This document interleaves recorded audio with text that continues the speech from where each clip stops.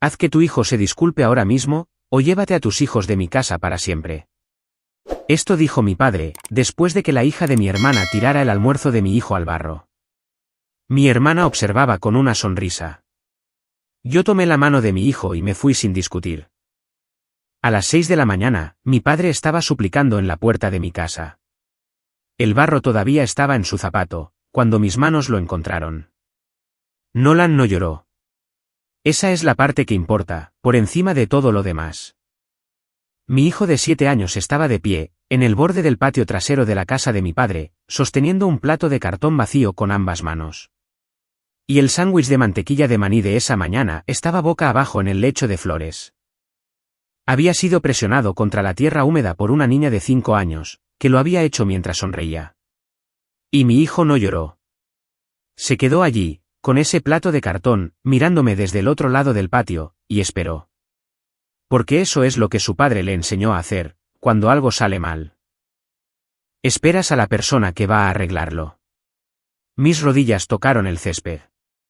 Mi pulgar limpió el barro de su zapatilla. Mi mano tomó la suya. Detrás de nosotros, la mesa seguía llena. Mi padre, Lilen. Mi hermana, Pam. Su esposo, Troy. Su hija, Zoe, quien acababa de tirar un plato de las manos de un niño mayor de un manotazo, y había visto cómo caía. Y Pam seguía sentada en su silla, con su té helado. Observando todo con una sonrisa, que ni siquiera intentó ocultar. Zoe, pídele perdón a Nolan, dijo mi voz. Eso fue todo. Sin levantar la voz, sin señalar. Una sola frase. De la misma manera en que dices algo, cuando esperas decencia básica de las personas que comparten tu sangre. Pam se cruzó de brazos. ¿Por qué? Estaban jugando. No estaban jugando. Nolan había estado sentado solo en la mesa de los niños, comiendo su almuerzo. Zoe se acercó, agarró el plato y lo tiró. Mi esposa, Camille, lo vio desde la ventana de la cocina. Ya estaba caminando hacia afuera, cuando mis pies llegaron primero a donde estaba Nolan. Troy se reclinó en su silla, y se hurgó los dientes. Los niños son niños, amigo. Tu hijo es demasiado sensible. Mi padre se levantó de la cabecera de la mesa. Había estado observando todo el asunto, y no le había dicho ni una sola palabra a Zoe. Ni una sola palabra. Pero, en el instante en que su hijo le pidió a su nieta que se disculpara, se enderezó. Como si las paredes de su casa hubieran sido insultadas. Ella tiene 5 años, dijo Lilen. Y tu chico estaba sentado en su lugar. No hay un lugar asignado, papá. Él estaba comiendo su almuerzo. Pam descruzó las piernas. Grant, estás montando una escena por un sándwich. Zoe estaba jugando, y Nolan debería aprender a aferrarse a su plato. Ella no chocó contra él, Pam. Ella lo agarró y lo tiró. Oh, vamos. ¿Te escuchas a ti mismo? Troy intervino, díselo, Troy. Troy se limpió la boca con una servilleta que no había usado. Tu chico se quedó ahí sentado, luciendo como un cachorro pateado, hombre. Tal vez, si lo endurecieras un poco, los otros niños no se meterían con él. Troy, esto es entre mi padre y yo. Lilen golpeó la mesa. No muy fuerte. Solo lo suficiente para hacer que los platos tintinearan. Haz que tu hijo se disculpe ahora mismo, dijo. Su voz se extendió por el patio como un mazo de juez. O llévate a tus hijos de mi casa para siempre. La mesa se quedó inmóvil. Los tenedores se detuvieron. La mano de Camille se congeló en la barandilla del porche. La sonrisa de Pam se hizo más ancha. Troy estiró la mano para tomar otro trozo de pan de maíz, como si el veredicto ya se hubiera dictado, y el resto fuera solo papeleo. Y el tío Bert, el hermano mayor de mi padre, estaba sentado al final de la mesa, con ambas manos envueltas alrededor de un vaso de agua. Bert no sonreía. Bert me estaba observando. De la manera en que observas a alguien, que está al borde de algo de lo que no podrá regresar. Lilen. Dijo Bert en voz baja. La niña tiró su comida. Mantente al margen, Bert. Bert cerró la boca. Dejó su vaso de agua. Me miró, y en esa mirada, estaba cada cena de domingo. Cada reunión familiar. Cada vez que Bert había visto a Lilen elegir a Pam por encima de mí, y no había dicho nada. Porque eso es lo que hace su generación. Ellos observan, son testigos, y recuerdan. La mano de mi hijo todavía estaba en la mía. Sus dedos eran cálidos y confiados. Me miraba, esperando ver qué haría su padre, cuando el mundo era injusto. Así que su padre se lo demostró. Subía Nolan a mi cadera. Camille ya tenía la puerta del auto abierta. La bolsa de los pañales estaba en el asiento. La chaqueta de Nolan estaba doblada en la consola. Mi esposa había dejado de esperar justicia de la casa de mi padre hacía unos 3 años. Ella simplemente lo abrochó, subió al auto, y cerró la puerta. Pero antes de que la camioneta se alejara, Lilen se asomó por la ventana abierta. Y esto fue lo que salió de su boca. Frente al tío Bert. Frente a Camille. Frente a todo el patio. Tu chico es blando, porque tú eres blando, Grant. Te casaste con una mujer que se gana la vida colocando libros en estantes. ¿Y crees que eso es una vida? Te arrastras debajo de las casas de la gente tirando cables. Como si la muerte de tu madre te hubiera dado permiso para dejar de intentarlo. Pam construyó una familia real. Tu madre habría estado orgullosa de ella. Ella te habría mirado, y te habría preguntado qué te pasó. Los nudillos de Camille se pusieron blancos en la manija de la puerta. Su mandíbula se tensó. De una manera que solo se había visto una vez antes, el día en que un padre le gritó en la biblioteca de la escuela, y ella se mantuvo firme sin levantar la voz. Nolan estaba en el asiento trasero, mirando sus propios zapatos. 7 años, y ya entendía el tono. Entendía que su abuelo acababa de decir algo sobre su padre, que no se podía retirar. El tío Bert dejó su vaso con tanta fuerza, que todos los ojos se volvieron hacia él. Miró a Lilen, de la misma manera que un hombre mira a un hermano al que ya no reconoce. Eso estuvo muy por debajo de ti, Lilen, dijo Bert en voz baja. Lilen no lo reconoció. Nadie más en la mesa se movió. Nadie defendió a mi esposa. Nadie defendió a mi hijo. Nadie defendió al hombre que había mantenido sus luces encendidas durante 7 años. Pam se examinó las uñas. Troy masticó su pan de maíz. La ventana se subió. La camioneta se alejó, a la misma velocidad de siempre. Sin quemar neumáticos. Sin una salida dramática. Solo un hombre que abandonaba una casa, que nunca iba a tratar a su hijo de la forma en que el niño merecía. Para las 6 de la mañana siguiente, mi padre estaba parado en mi porche delantero, con la misma ropa que había usado en la mesa. Golpeaba mi puerta con ambos puños. Y la única palabra que no dejaba de repetir era, por favor. Pero el camino entre ese almuerzo y ese porche, es la verdadera historia. Si eres nuevo aquí, bienvenido a Conflictos y Revancha. Dale a suscribirse y activa la campana de notificaciones.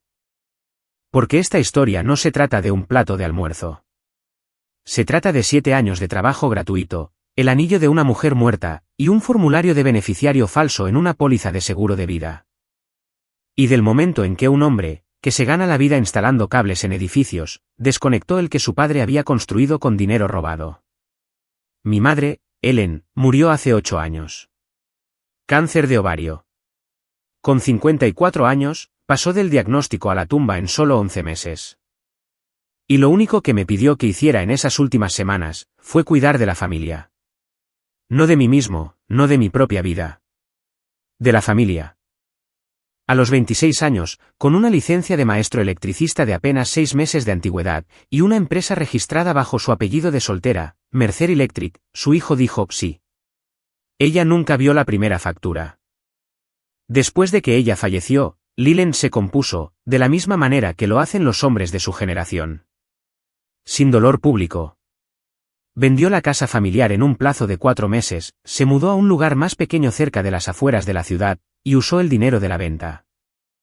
Más, lo que él llamó, los fondos sobrantes de Ellen, para comprar una propiedad de alquiler de 4 unidades en Garfield Avenue.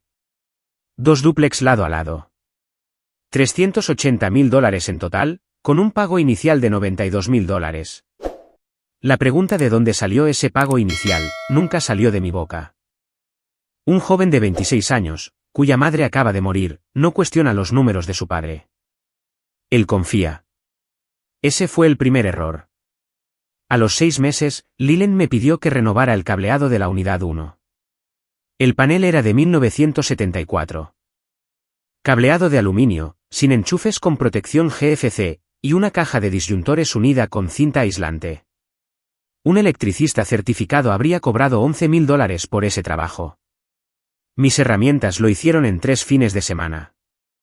Gratis. Lilen dijo gracias exactamente una vez. Y fue por el sándwich que Camille trajo, mientras yo pasaba cables por el estrecho espacio del entresuelo. Durante 7 años, a las 4 unidades se les renovó el cableado. Cada panel fue actualizado. Protección GFC en cada cocina y baño. Nuevos circuitos para los sistemas de climatización BAC, iluminación exterior, y cada detector de humo fue reemplazado. El valor de mercado justo de ese trabajo, según 3 estimaciones de contratistas diferentes solicitadas hace 2 semanas, era de $76.800. Lilen cobraba a sus inquilinos $2.100 por unidad. 4 unidades. $8.400 al mes. $100.800 al año. Esos ingresos por alquiler eran toda la jubilación de mi padre. Y cada dólar fluía, porque los sistemas eléctricos instalados por el hijo, al que él llamaba personal de mantenimiento, mantenían esas unidades conforme a la normativa. Asegurables y habitables. La fianza de licencia de mi empresa, número MC 4471, cubría mi trabajo como el electricista registrado. Cada panel, cada enchufe, cada circuito llevaba mi nombre en la base de datos de permisos de la ciudad. Si un inspector preguntaba quién había cableado una unidad, la respuesta era, Grant Ashby, Mercer Electric. Y luego, estaba el anillo. El anillo de bodas de mi madre era una banda sencilla de platino, con un solo zafiro, que su propia madre le había dado. No era caro según los estándares de joyería, tal vez unos $3.200 en una tasación. Pero era la única parte de mi madre que aún existía en el mundo físico. La ropa, los libros, las herramientas de jardín, las tarjetas de recetas. Lilen había donado o tirado a la basura todo eso, en el primer año después de su muerte. Antes de morir, mi madre escribió una instrucción en la tarjeta de tasación del anillo. De su puño y letra. Firmada, fechada, y con el tío Bert como testigo. Este anillo es para cualquiera de mis hijos, que me dé mi primer nieto.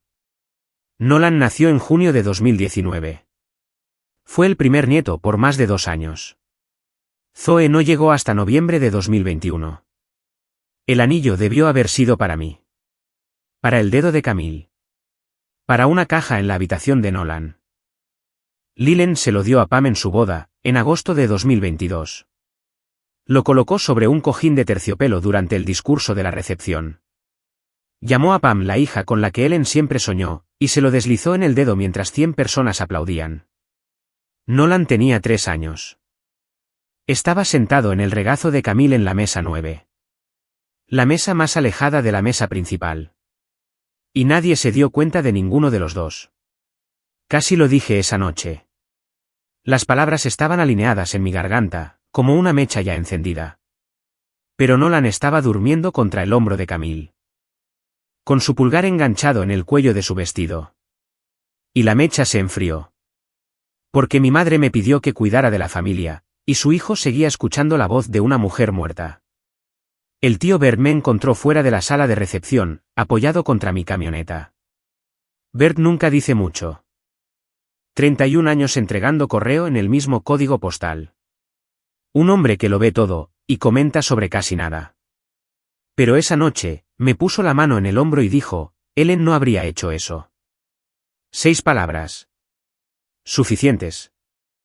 Porque Bert fue la única persona en esa familia, que me miró alguna vez, y vio la carga que estaba llevando. Esa fue la traición menor. El anillo, la asignación de la mesa, el discurso sobre la hija con la que Ellen soñó. Como si el hijo que instaló el cableado que financiaba la jubilación de su marido, no existiera en la misma habitación. Ahora, déjenme decirles lo que salió a la luz, 3 semanas antes del almuerzo del domingo. Henderson Supply. Un martes por la tarde. Fui por una caja de cable Romex de calibre 12, para un trabajo comercial en mi fiel. Carl, el tipo del mostrador, sacó mi cuenta y frunció el ceño. Oye, Grant, ¿estás dirigiendo un equipo en el lado sur ahora? Tienes unas 9 facturas bajo tu licencia este trimestre. Diferentes zonas a las tuyas habituales. ¿Qué facturas? Bajo MC 4471. El nombre del cliente es Bass Electrical Services. Han estado sacando cable Romex, disyuntores, cajas de enchufes. Cosas residenciales, pero la cuenta está vinculada a tu licencia. Muéstrame. Carl giró la pantalla. 9 facturas. Todas residenciales. Todas facturadas bajo mi número de licencia. Cada una de ellas presentada por Troy Bass. ¿Conoces a este tipo Bass?, preguntó Carl. Es mi cuñado. Oh. El rostro de Carl cambió. El ceño fruncido se convirtió en otra cosa. La mirada de un hombre, que se da cuenta de que acaba de entregarle a alguien una pieza de información, que va a reordenar a toda una familia. Escucha, Grant. Solo te pregunto, porque las zonas no coincidían. Si es un asunto de familia, simplemente puedo actualizar la cuenta. No. Imprime cada factura. Todas ellas. Que se remonten a 2 años atrás. Carl imprimió 19 páginas. La pila se quedó en el asiento del pasajero de mi camioneta durante todo el camino a casa. Y su peso, no tenía nada que ver con el papel. El esposo de mi hermana. El hombre que nunca había aprobado un examen de licencia. Que nunca había tenido una tarjeta de electricista oficial. Que había estado desempleado durante 14 meses, y que les decía a todos en las cenas familiares que estaba haciendo consultorías. Ese hombre había estado realizando trabajos eléctricos sin licencia, bajo mi nombre, durante 2 años. El registro mostraba 41 trabajos. $42.000 en ingresos. Sin permisos presentados, sin inspecciones solicitadas, sin seguro. Si alguno de esos trabajos fallaba, si un cable se sobrecalentaba, si un disyuntor no saltaba, o si un niño tocaba un enchufe con corriente en un baño que Troy había cableado sin protección GFC. La responsabilidad recaía sobre mí. Sobre mi licencia, mi fianza, mi empresa. Sobre los ingresos de mi familia. Troy no era solo un parásito. Era una mecha encendida, pegada a la pared de todo lo que Mercer Electric había construido. Casi llamo a mi padre esa noche. Tenía el teléfono en la mano, su nombre en la pantalla, y mi pulgar en el botón verde. Pero algo mantuvo el pulgar quieto. No fue miedo, no fue precaución. Fue un sentimiento aprendido después de años de rastrear cables a través de las paredes. El sentimiento que te dice, el circuito aún no está completo. Hay más. ¿Sigue buscando? 2 semanas antes del almuerzo del domingo, hice un viaje a la casa de Lilen, para reemplazar un disyuntor defectuoso en la unidad 3. El trabajo duró 40 minutos. Después, fui al fregadero de la cocina para lavarme las manos. Y allí, en la encimera, había una carpeta de Manila, con el logotipo de una compañía de títulos en la pestaña, Bridgewater Title Services. La carpeta no debería haber estado abierta. Pero algo en la forma en que estaba colocada allí, justo al lado de la cafetera, en el mismo lugar donde siempre descansan mis herramientas, sugería que había sido colocada para que yo la viera. O que había sido colocada allí, porque nadie pensó jamás que el electricista miraría dentro del borrador de un acuerdo de transferencia de propiedad. Las 4 unidades de alquiler en Garfield Avenue serían transferidas de Lilen Ashby a Pamela Ashby Bass y Troy Bass. Fecha de transferencia, 15 de agosto de 2026. A 3 semanas de ese martes en la cocina. Todo lo construido por 7 años de trabajo gratuito. Cada cable tirado. Cada panel actualizado. Cada fin de semana en espacios de entresuelo mientras Pam estaba almorzando fuera. Todo ello, firmado y entregado a la hermana que nunca había cambiado una bombilla, y al cuñado que estaba cometiendo fraude de licencias bajo mi nombre. La carpeta volvió a la encimera. La toalla que colgaba del asa del horno secó el agua de mis muñecas. La toalla que mi madre había bordado con pequeñas flores azules, cuando su hijo estaba en la escuela secundaria. La toalla que Lilen no se había dado cuenta que seguía allí. Y luego, abrí el cajón del escritorio. Una póliza de seguro de vida a término de MetLife. Número de póliza TL8874201. Asegurada, Ellen Marie Ashby. Beneficio por fallecimiento, $180.000. Beneficiarios originales, Grant Ashby y Pamela Ashby. Fecha de presentación, 14 de marzo de 2017. Pero, enganchado en la parte posterior de la póliza, había un formulario de cambio de beneficiario. Fechado 6 semanas antes de que Ellen muriera. Reemplazaba a ambos hijos, y nombraba a Lilen Ashby como único beneficiario. La firma era temblorosa, apenas legible, y con un solo testigo, uno de los compañeros de copas de Lilen. Y estaba fechada durante la semana en que Ellen estaba recibiendo sedación pesada en cuidados paliativos. Apenas podía levantar una taza esa semana, pero de alguna manera, firmó un formulario que desviaba $180.000, lejos de sus dos hijos, y hacia las manos del hombre sentado junto a su cama. Los registros de desembolso mostraban el pago total a Lilen. Y, 4 meses después, el pago inicial de $92.000 para las propiedades de Garfield Avenue salió directamente de su cuenta. Las fechas coincidían al dedillo. La muerte de mi madre financió los edificios. Mi labor los mantuvo en pie. Mi licencia los protegió de la responsabilidad civil. Y mi padre estaba a punto de dárselos a mi hermana, y al hombre que estaba usando mi nombre para infringir la ley. Me quedé mirando el reloj del tablero de instrumentos de la camioneta durante 11 minutos, estacionado fuera de esa casa. Ambas manos en mi regazo. Sin gritar, sin golpear el volante. Contando los minutos, porque si dejaba de contar, las cosas comenzarían a romperse. Y hay un niño de 7 años en casa, que necesita que su padre regrese con las manos limpias y la voz firme. Un niño que espera a la persona que va a arreglarlo. Un niño que confía en esa persona por completo. De la forma en que un hijo confía en un padre, que nunca lo ha decepcionado. De la forma en que un hijo, alguna vez, confió en Lilen. Ese fideicomiso era la cosa en el cajón del escritorio, que importaba más que cualquier cantidad de dólares. Era la cosa, que Lilen había pasado 8 años fingiendo que aún merecía. Casi conduzco de vuelta y lo enfrento allí mismo. En esa cocina, con la toalla de flores azules, la carpeta de transferencia, y la póliza de seguro esparcidas por la encimera. Pero la foto de Nolan pegada en el parasol atrapó la luz del final de la tarde, y mi propia voz regresó a mí. La voz que usaba cuando le decía a mi hijo, cuando algo sale mal, esperas a la persona que va a arreglarlo. La persona que arregla cosas, condujo a casa y llamó a su abogada. Ruth Calewa había manejado la formación de la LLC de la compañía. Ella lo escuchó todo. Dijo, fotografía la póliza de seguro, y el formulario de cambio de beneficiario. Fotografía los documentos de transferencia. Y no hagas nada más. El lunes por la mañana, presentaría una acción civil, buscando un fideicomiso constructivo sobre las propiedades compradas con las ganancias del seguro en disputa. Además, un reclamo por enriquecimiento injusto, por 7 años de trabajo documentado, realizado sin compensación. Mi parte de la póliza original, $90.000. El valor justo de mercado de mi mano de obra, $76.800. Una vez presentada, una notificación de lispendens, litigio pendiente, se adjuntaría a las 4 propiedades, y evitaría cualquier transferencia limpia, mientras la propiedad estuviera en litigio. $166.800. Ese número se posaría sobre esas propiedades, como un candado en cada puerta. Nada se iba a transferir a ninguna parte. Y luego llegó el almuerzo del domingo. Camille me pidió que fuera. Ella aún no sabía lo que se había descubierto. Creía que era una comida familiar normal. Lilen había llamado el jueves, y había dicho, trae al chico.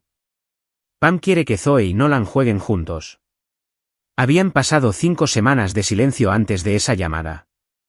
La invitación se sentía mal, como una habitación con los muebles movidos 5 centímetros hacia la izquierda.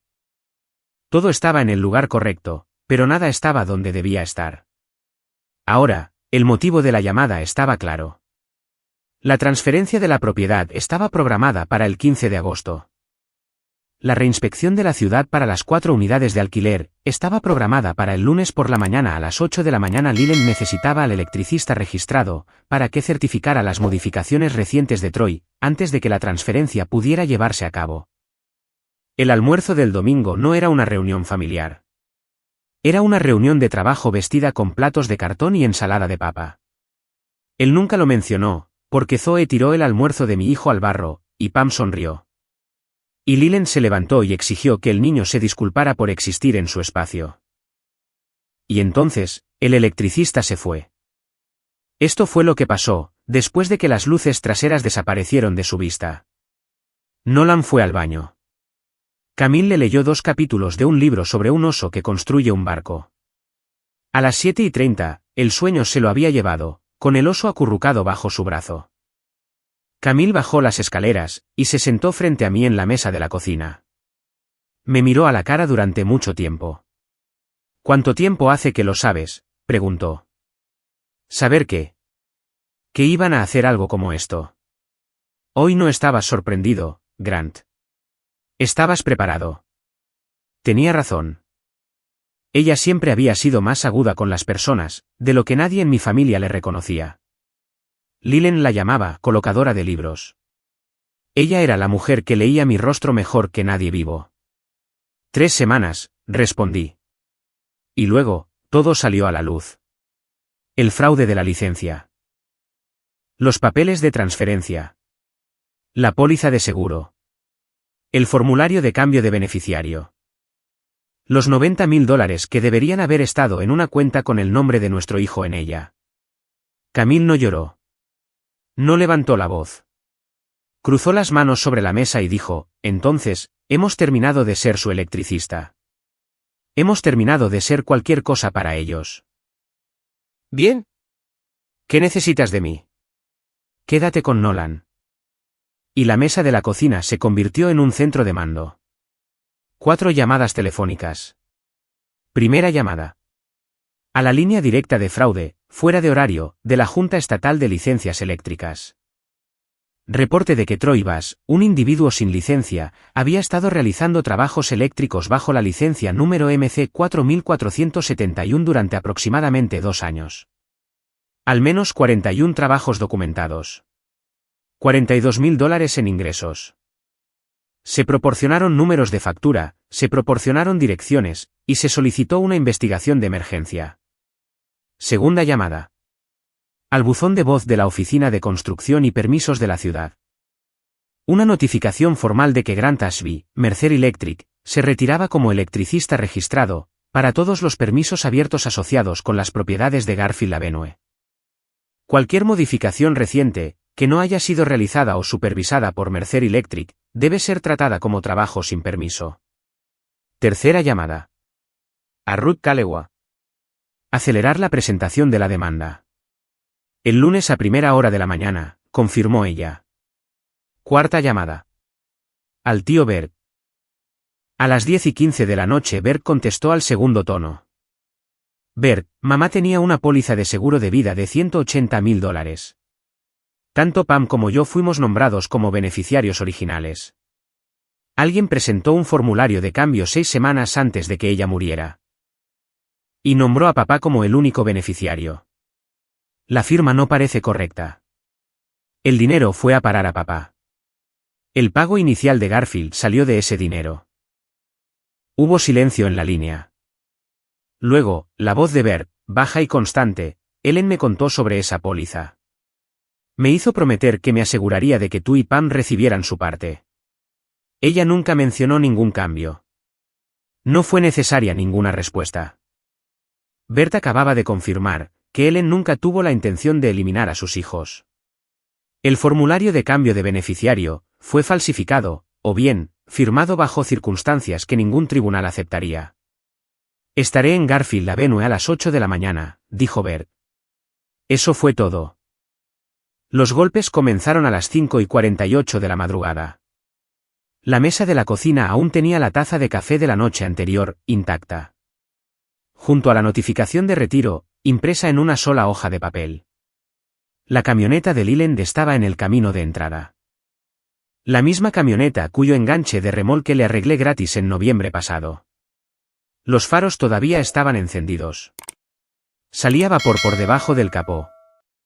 Esto fue porque Leland había conducido 22 minutos, en el calor de julio, con el motor recalentado y el aire acondicionado a tope. Estaba demasiado asustado para dejar que algo se enfriara antes de irse. Pasaron 6 minutos de golpes, antes de que se abriera la puerta principal. Camille llegó a la puerta de la cocina en bata. Miró la puerta de entrada. Me miró a mí. No preguntó si iba a abrirla. Simplemente se sirvió un vaso de agua, y se sentó frente a mí. No se va a ir, dijo. No, no lo hará. Cuando la puerta finalmente se abrió, Leland estaba parado, con ambas palmas apoyadas contra el marco, respirando con dificultad. Su camisa estaba por fuera del pantalón. Su cabello estaba despeinado. Parecía un hombre que no había dormido, y que había descubierto que el sueño no era lo único que había perdido. Grant, su voz se quebró. La inspección es a las 8. La ciudad dejó un mensaje diciendo que te retiraste como electricista registrado. ¿Qué está pasando? Todo lo que se suponía que ibas a perder. Intentó empujarme para entrar a la casa. Mi mano en el marco de la puerta no se movió. Solo vuelve a poner tu nombre en los permisos, dijo. Podemos hablar del resto más tarde. Más tarde terminó ayer, papá. ¿Qué pasa si te pago? Puedo pagarte por el trabajo. Por todo el trabajo. Podemos establecer un calendario. Llegas 7 años tarde para esa conversación. De acuerdo, de acuerdo. ¿Qué hay de la transferencia? Quitaré tu nombre. Mantendré las propiedades a mi nombre. Nada será para Pam. ¿Es eso lo que quieres oír? Lo que quiero oír es el silencio, papá. Y estoy a unos 30 segundos de conseguirlo.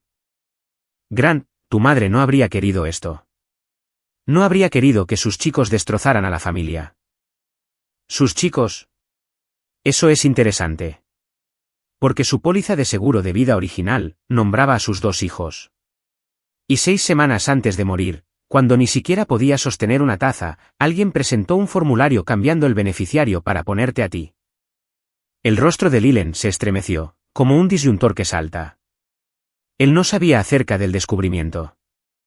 Había enterrado ese formulario en el cajón de un escritorio hacía 8 años, y nunca esperó que el electricista lo abriera.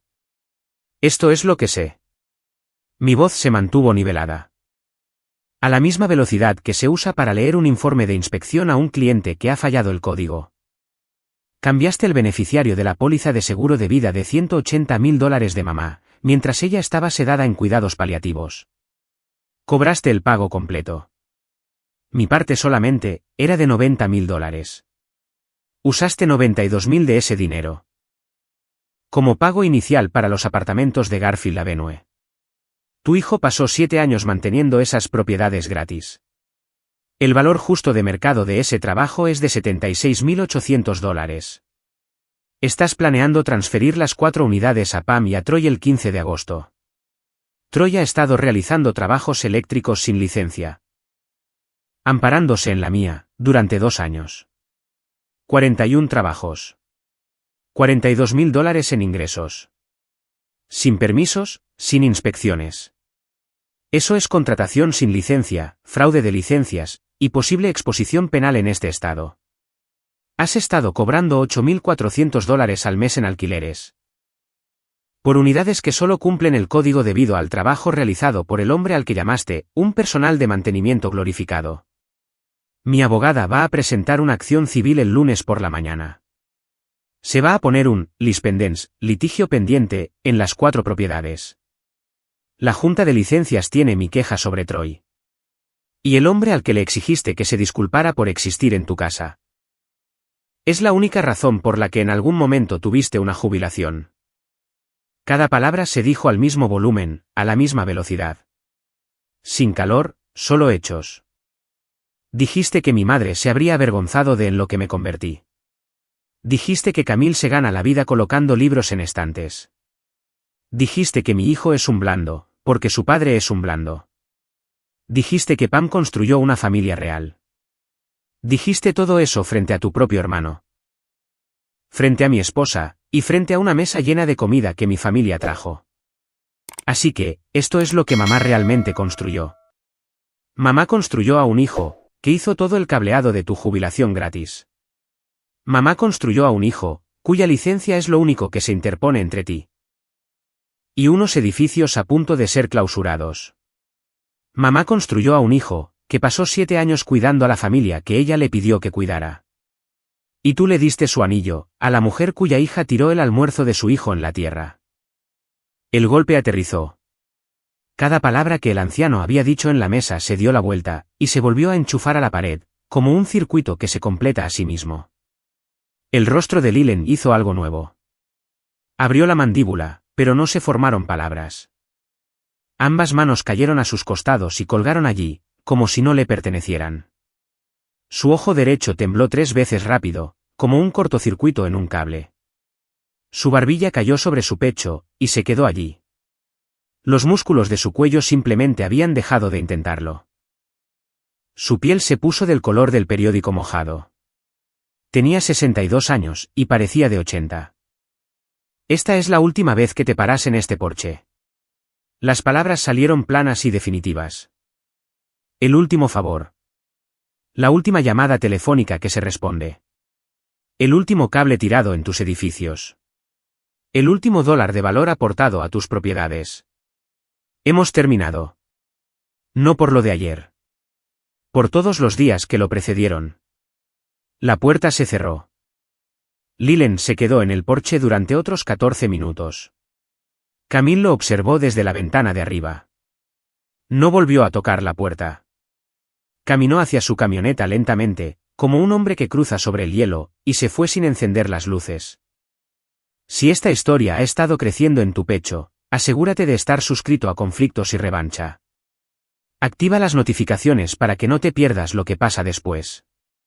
Porque la conversación de las 6 de la mañana no fue el final. La inspección fue el lunes, a las 8 de la mañana. En Garfield Avenue. El inspector de la ciudad era una mujer llamada Margaret Chen. Llevaba 12 años inspeccionando propiedades en este distrito. Llegó con un portapapeles, un comprobador de voltaje, y un oficial de cumplimiento de códigos llamado Wells. Lilen ya estaba allí.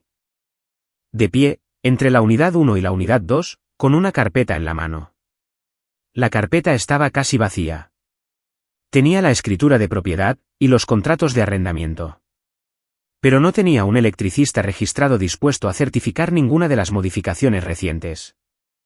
Señor Ashby, tengo un aviso de retiro de Mercer Electric, fechado ayer por la noche, dijo Margaret. Ya no son los electricistas registrados para estas propiedades. ¿Está al tanto de eso? Ha habido un malentendido, respondió Lilen. Grant es mi hijo. Él volverá a poner su nombre. Eso no es lo que dice el aviso. También indica que las modificaciones recientes no fueron realizadas ni supervisadas por Mercer Electric. ¿Puede decirme quién las realizó? La boca de Lilen se abría y se cerraba. La carpeta en su mano temblaba. 2 inquilinos estaban observando desde la acera. La familia Akefer de la unidad 2. Una pareja con 2 niños menores de 10 años. Dana Whitfield, de la unidad 4. Una madre soltera que trabajaba turnos nocturnos como técnica de farmacia, sosteniendo una taza de café con ambas manos, observando la escena con la expresión plana de una mujer que ya ha visto fracasar a dueños de propiedades antes. Y el tío Bert, apoyado contra su viejo Buick al final del camino de entrada. Había llegado a las 7:45. No había hablado con Lilen. Su mera presencia era el mensaje. Troy llegó a las 8:15, en una camioneta con un imán de Bass Electrical Services en la puerta. No se suponía que estuviera allí. Pero el instinto de Troy cuando las cosas van mal, es meterse en el centro e intentar salir de los problemas hablando. Margaret miró el imán en el camión de Troy. Miró su portapapeles. ¿Es usted un contratista eléctrico con licencia, señor? La sonrisa de Troy, la misma sonrisa que había llevado durante 4 años en las cenas familiares. La sonrisa de un hombre al que nunca en su vida le habían pedido que presentara una credencial. Se borró de su rostro. Trabajo bajo la licencia de Grant Ashby, dijo Troy. La empresa del señor Ashby se ha retirado como electricista registrado. ¿Tiene usted su propia licencia? No exactamente. Pero he estado haciendo el trabajo, y Grant lo sabe. Margaret escribió algo en su tableta. Caminó hacia la unidad 3. Abrió el panel de disyuntores. Lo que encontró allí no era trabajo de Mercer Electric. Cualquier electricista con licencia puede reconocer sus propias instalaciones, de la misma manera que un carpintero conoce sus propias uniones. El cableado en la cocina de la unidad 3 había sido rehecho en los últimos 6 meses. Cable de calibre incorrecto en un circuito de 20 amperios. Sin protección GFC en los enchufes de la encimera. Una caja de conexiones desnuda, con cobre expuesto tocando la carcasa de metal. El trabajo de Troy. Trabajo peligroso. El tipo de trabajo que inicia incendios en las paredes a las 2 de la madrugada, mientras las familias duermen. Señor Ashby, dijo Margaret, dirigiéndose a Lilen. Este panel ha sido modificado por alguien que no es el electricista registrado con licencia. El trabajo no tiene permiso si no cumple con el código. Estoy marcando la unidad 3 para un cierre inmediato. Y estoy emitiendo citaciones para las 4 unidades por modificaciones no permitidas. El total de multas si no se corrige en 30 días asciende a $14.500. Dana Whitfield apoyó su taza de café en la barandilla del porche. ¿Significa esto que no tenemos que pagar el alquiler este mes?, preguntó. Lilen no pudo responder. Troy empezó a hablar rápido. Grant me tendió una trampa. Me dijo que usara su licencia. Esto es todo culpa suya. Él fue quien me dio los trabajos.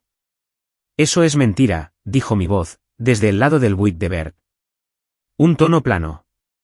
Sin alterarme. La denuncia fue presentada por mí. La Junta de Licencias tiene las facturas de Henderson Supply, con tu nombre en ellas, y con mi número de licencia, el cual nunca tuviste permiso de usar. Estás mintiendo, dijo Troy. Lilen, díselo. Diles que Grant me dio permiso. Lilen miró a Troy, luego me miró a mí, y luego miró al suelo. No dijo ni una palabra, porque la respuesta era la verdad. Y la verdad era que, Troy nunca había pedido permiso. Y Lilen nunca se había preocupado lo suficiente como para comprobarlo. Señor Bass, dijo el oficial Wells. Le aconsejaría que deje de hablar. Se está presentando un informe formal ante la Junta de Licencias, y todo lo que diga aquí está siendo documentado. La boca de Troy se cerró. Sus manos fueron a sus bolsillos, luego volvieron a salir, luego fueron a su espalda. No tenía dónde ponerlas. Porque cada posición lo hacía lucir como lo que era. Un hombre sin credenciales, parado junto a un trabajo que podría haber matado a alguien. Pam no estaba allí. Ella no había venido. Había enviado a Troy en su lugar. De la misma forma en que siempre enviaba a otra persona, para manejar lo que ella no quería tocar. Lilen se volvió hacia mí. Sus ojos estaban llorosos. Sus manos temblaban. Agarró mi brazo, y se aferró como un hombre que puede sentir la corriente tirando de él, hacia un lugar del que no puede regresar nadando. Construye estas propiedades para tu madre, dijo. Su voz se quebró en la palabra madre. Todo lo que hice, fue por su memoria. Estás destruyendo lo que ella quería. Ellen quería a esta familia unida. Quería que cuidaran de Pam. Quería que las propiedades se quedaran en la familia. Estás escupiendo sobre su tumba. Mi brazo permaneció quieto. Su agarre se aflojó por sí solo. De la forma en que una mano se suelta, cuando se da cuenta de que aquello a lo que se aferra, no se va a doblar. Luego, saqué una sola página fotocopiada del asiento trasero de mi camioneta. La póliza de MetLife. Con las designaciones originales de beneficiarios. Los nombres de ambos hijos, rodeados con un círculo rojo. Y, grapado detrás, el formulario de cambio. La firma temblorosa, el único testigo, la fecha del centro de cuidados paliativos. Puse la página en su mano. Sus ojos fueron a los nombres en los círculos. Su boca se abrió. No salió ningún sonido. El anillo de mamá. Su seguro. El trabajo de tu hijo. Vendiste las 3 cosas. El anillo fue para Pam. El dinero fue para ti mismo. No levanté la voz, ni di un paso adelante. Lo dije de la misma manera que le lees el total de una factura a un cliente. Un cliente que sabe que el número es correcto, y que se ha quedado sin formas de disputarlo. Los inquilinos estaban observando. Margaret estaba escribiendo. Wells estaba tomando notas. Bert estaba parado con los brazos cruzados. Y por primera vez en 34 años, corrían lágrimas por el rostro de un hombre que había entregado correo durante 3 décadas. Que había soportado tormentas, funerales, y el calor de julio durante 3 décadas sin quejarse. Bert no estaba llorando por Lilen. Estaba llorando por Ellen. La camioneta arrancó, y el camino de entrada se quedó vacío. El viaje a casa duró 14 minutos. Las repercusiones llegaron en capas. Y cada capa era un escenario en sí misma. La capa financiera golpeó primero. Con el cierre de la unidad 3, y multas en las 4 propiedades. 2 inquilinos ejercieron su derecho a retener el pago del alquiler, hasta que se corrigieran las violaciones. La familia Akefer y Dana Whitfield. $4.200 al mes perdidos. El pago de la hipoteca de Lilen sobre las propiedades era de $3.100 mensuales. Sin los ingresos por alquiler, el pago de agosto fue rechazado. El banco envió una carta certificada. Llegó un martes, y el vecino de Lilen lo vio sentarse en los escalones del porche, para leerla sin moverse, durante 35 minutos. Ruth Calewa presentó la demanda civil, y el aviso del Independence el lunes por la tarde. Un reclamo de fideicomiso constructivo, sobre las propiedades compradas con las ganancias del seguro en disputa.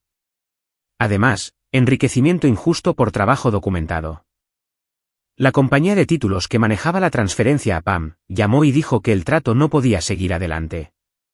El gravamen sobre el título tenía que resolverse primero. Pam me llamó una vez. Su mensaje de voz duró 47 segundos. La única frase que se me quedó grabada fue: «Estás arruinando todo por culpa de un anillo». Ella no mencionó a Nolan.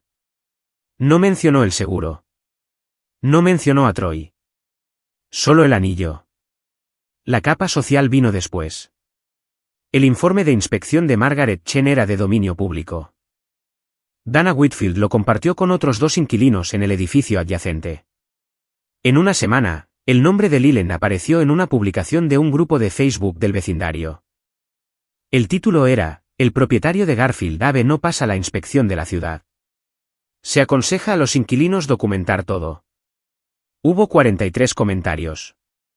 Ninguna respuesta por parte de Lilen. La publicación se compartió 9 veces. 3 inquilinos de las otras unidades llamaron para preguntar si sus contratos de arrendamiento estaban en riesgo. La investigación de la Junta de Licencias contra Troy se abrió el tercer día. Para el día 12, la Junta confirmó 41 trabajos no autorizados. Troy recibió una carta de cese y desistimiento, y un aviso de una posible remisión penal, al fiscal del condado, por contratación sin licencia.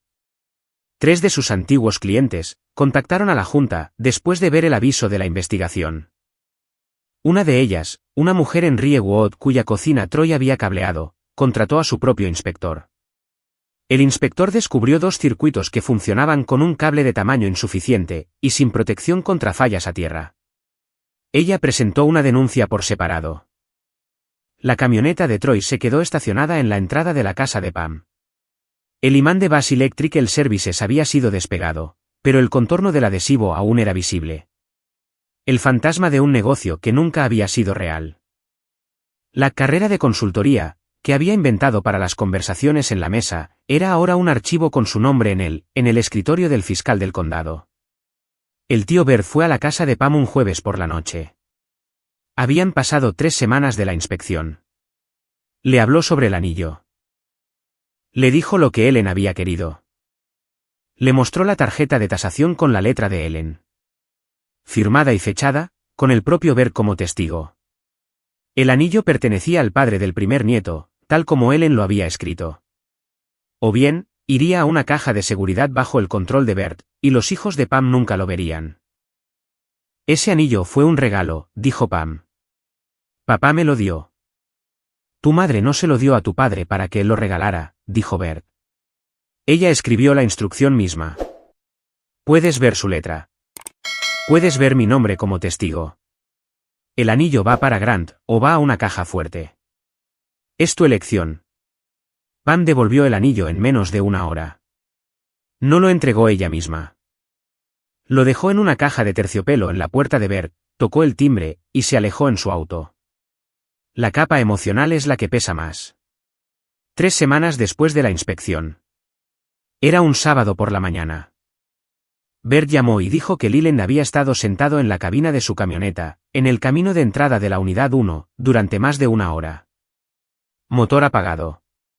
Ambas manos en el volante. Sin escuchar la radio, sin mirar su teléfono. Solo mirando a través del parabrisas, a un edificio al que no podía entrar, no podía alquilar, no podía vender, y no podía transferir. Los inquilinos habían dejado de mirar por sus ventanas. Las cortinas de la unidad 2 estaban cerradas. El edificio parecía contener la respiración. Y el hombre en la camioneta, parecía haber olvidado cómo respirar. Bert dijo que el rostro de Leland no estaba enojado. Estaba vacío. Era el rostro de un hombre, que ha pasado 8 años contándose a sí mismo una historia, acerca de quién es él. Y la historia acaba de terminar. Y el silencio posterior, es más fuerte que cualquier cosa que haya escuchado jamás. Leland no me llamó. No envió ningún mensaje de texto. No se volvió a aparecer en mi porche. Le dijo a Bert que le estaba dando espacio a Grant. Bert me lo contó, sin hacer ningún comentario. No se trataba de espacio. Leland estaba sentado dentro de los restos de una narrativa que él había construido, con dinero robado y trabajo no remunerado. La narrativa donde él era el patriarca, que mantenía todo unido.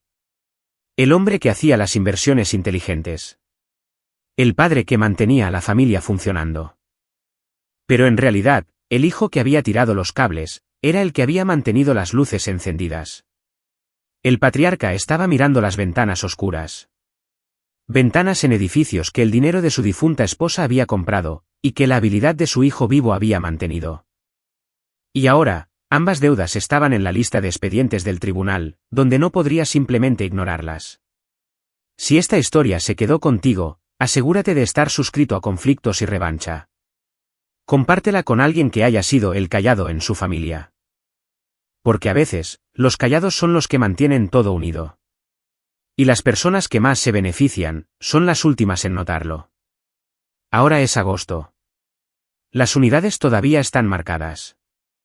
Leland contrató a un nuevo electricista con licencia para rehacer el trabajo de Troy en la unidad 3.